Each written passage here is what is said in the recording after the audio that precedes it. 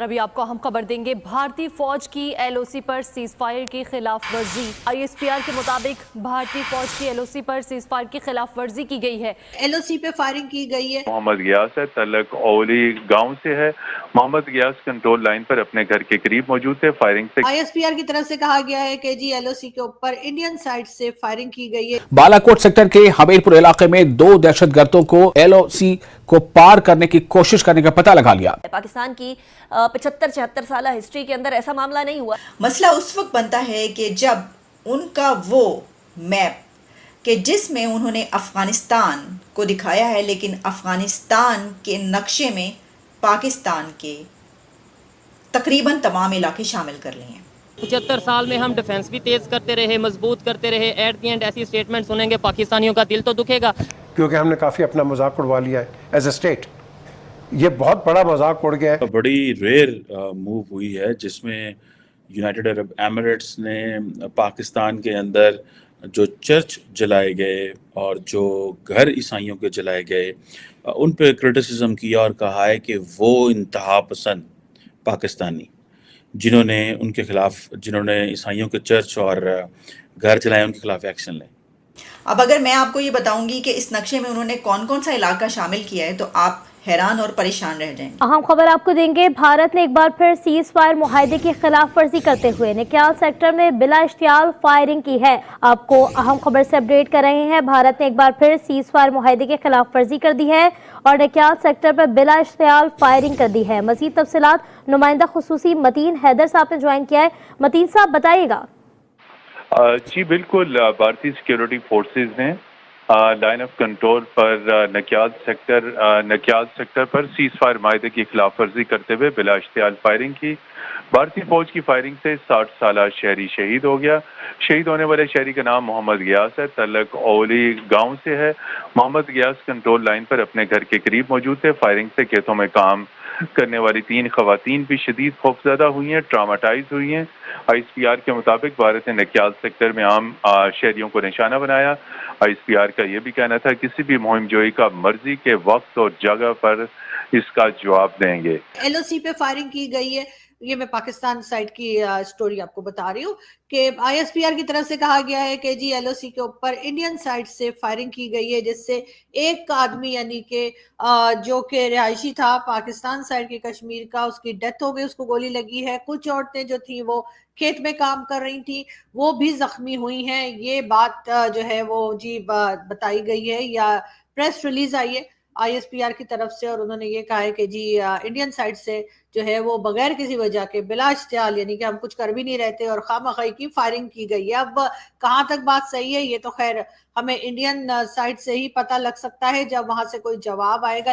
خبر یہ ہے کہ افغانستان کے جنرل مبین کی جانب سے ان کے ٹویٹر پروفائل پر، ایکس پروفائل پر ان کی پروفائل پکچر 19 اگست کو اپلوڈ کی گئی اور شیئر کروائی گئی، اور وہ ہے افغانستان کا میپ، افغانستان کا نقشہ۔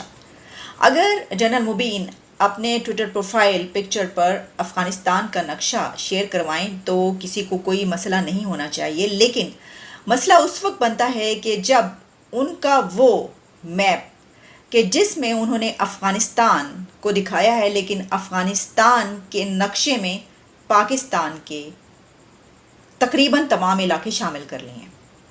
اب اگر میں آپ کو یہ بتاؤں گی کہ اس نقشے میں انہوں نے کون کون سا علاقہ شامل کیا ہے تو آپ حیران اور پریشان رہ جائیں گے۔ پہلے تو میں بھی حیران اور پریشان ہی رہ گئی یہ دیکھ کر کہ پہلے تو یہ دھمکیاں دی جاتی تھی جی گلگت بلتستان ہمارا ہے، کشمیر ہمارا ہے۔ جب اس طرف سے یہ کشمیر کی رٹ لگی تو پھر اس طرف سے انہوں نے کہنا شروع کر دیا صرف کشمیر ہی نہیں تاڑا تے گلگت بلتستان بھی ساڑا ہے۔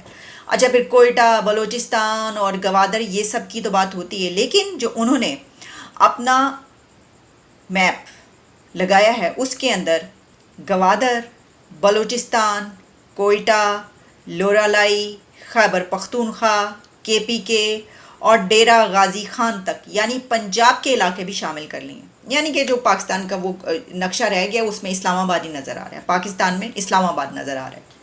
تو اسلام آباد جن کا ہے، پنڈی اسلام آباد، وہ رہے گا ان کے پاس، تو باقی وہ کہہ رہے ہیں وہ ساڈا آئے گا۔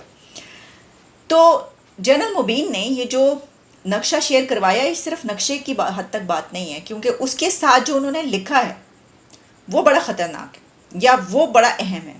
اس کے ساتھ انہوں نے لکھا کیا ہے؟ انہوں نے اپنی لینگویج میں ہی لکھا ہے، لیکن جب آپ اس کو ٹرانسلیٹ کرتے ہیں تو آپ کو پتہ ہی چلتا ہے کہ وہ یہ کہہ رہے ہیں کہ یہ جو زمینیں ہیں یہ ان کے آباء و اجداد، ان کے پرکھوں کی زمین ہیں، ان کی اچیومنٹس ہیں، ان کی فتوحات ہیں. یعنی کہ وہ غزنی سے لے کر ابدالی تک اور جتنے ان کے ہیروز ابھی تک آئے ہیں جن کو اپنا ہیرو کہہ رہے ہیں، انہوں نے جتنی بھی فتوحات کی ہیں اور جتنی بھی زمینیں انہوں نے فتح کی ہیں وہ سب کی سب ان کی ہیں. اور ان کا کہنا یہ ہے کہ اب ہم اس کو پروٹیکٹ کریں گے. باقاعدہ انہوں نے یہ بات کی، اچیومنٹس کا ہے، اس کو کا ہے پروٹیکٹ کریں گے ہم اس کو. اور پھر انہوں نے کہا کہ ایک بھی جو انسان ہے، ایک بھی جو آدمی ہے، اس کا جو خون ہے، اس کا وہ 100 جو ہے وہ شہید اور اس طرح کی چیزیں انہوں نے اس کے اندر لکھی ہیں. اور ساتھ ہی انہوں نے کہا کہ اس کو جو ہے وہ آنے والے دنوں میں بھی ہم یہ ہمارے ہیں اور ہم ان علاقوں کو ان کی حفاظت کریں گے. یہ سراسر سیدھا ایک دھمکی ہے، ایک دھمکی ہے، یا انہوں نے اپنے عزائم کا اظہار کیا. ان کے عزائم کیا ہیں دیکھیں اس کے اندر آپ دیکھ سکتے ہیں. انہوں نے کہا یہ علاقے ہمارے ہیں اور ہم یہ لے کر رہیں گے، ہم یہ دکھائیں گے. یہ مطلب ہوا نا اس کا. اگر اس کا یہ مطلب نہیں ہے تو میرا خیال یہ ہے کہ کسی کو پاکستان سے انہیں فون کر کے یا ان سے بات کر کے پوچھنا چاہیے کی کر رہے ہو تسی، کی کر رہے ہو، مطلب اس کا کیا مطلب ہے جو آپ کریں. ویسے تو اگر دیکھا جائے تو یہ کوئی طریقہ، یعنی اس طریقے سے تو پوری دنیا کا پھر جو نقشہ ہے وہ سب کا سبھی چینج ہو جائے گا، یا ہر کوئی اگر اس طریقے سے کرنا شروع ہو گیا. لیکن ہماری جو اس وقت سچویشن ہے وہ یہ ہے کہ جو اندرونی انتشار ہے ملک کے اندر کا، جو پولیٹیکل ٹرموائل ہے وہ دن بدن ختم ہونے کے بجائے بڑھتا ہی چلا جا رہا ہے. بلکہ اس کو اس طریقے سے کہنا چاہیے کہ جو ہماری نظر ہے وہ کس چیز پر ہے؟ وہ ہے کہ اسد عمر کو گرفتار کر لیا گیا ہے،